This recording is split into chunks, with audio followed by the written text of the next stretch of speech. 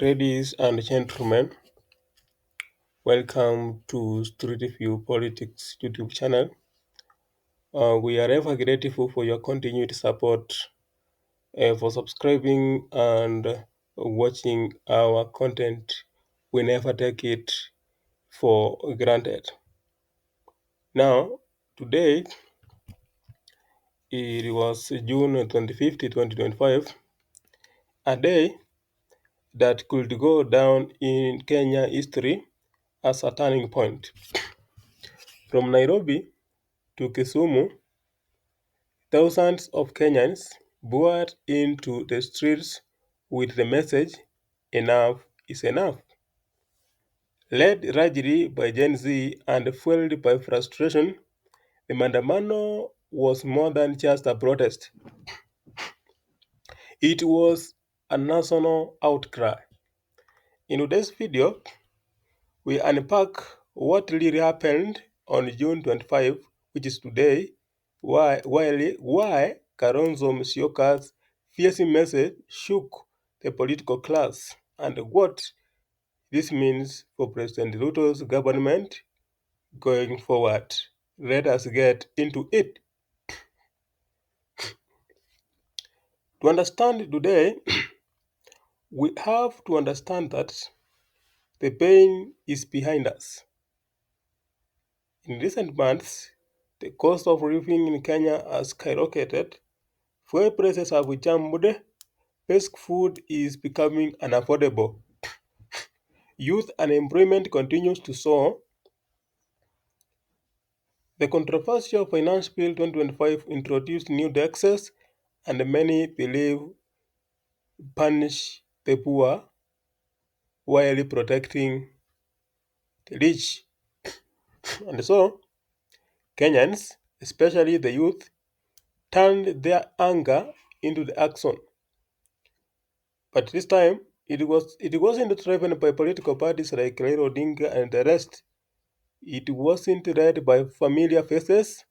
It was organized by ordinary Kenyans, young TikTokers, ex-users previously called Twitter, and the students who used social media to mobilize and the entire nation. The Gen Z movement declared June 25 a public holiday, and it happened. Not on paper, but in spirit.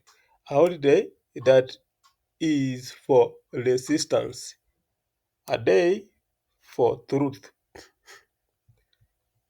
One of the standout moments came from Wiper King Kalonzo Musyoka.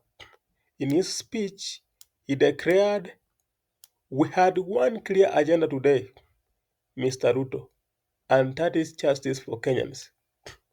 This People's Restoration Justice Commission is not an act of vanity, it is a real action. Kalonzo's words struck a chord.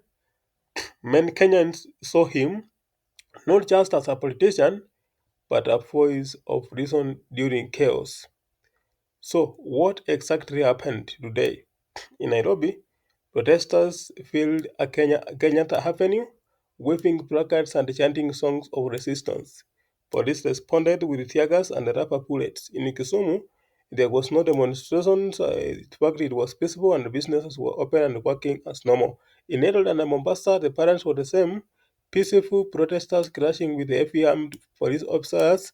There were reports of arrests, injuries, and even internet disruptions, allegedly to suppress coordination.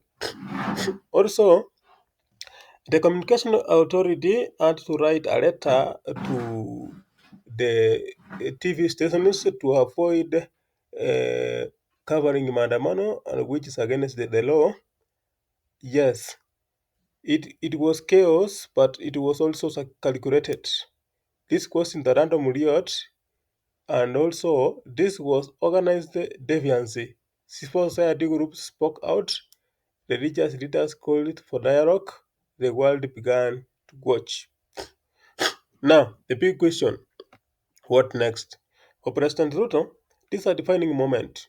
Will he double down on power and force, or will he listen to cries of the people?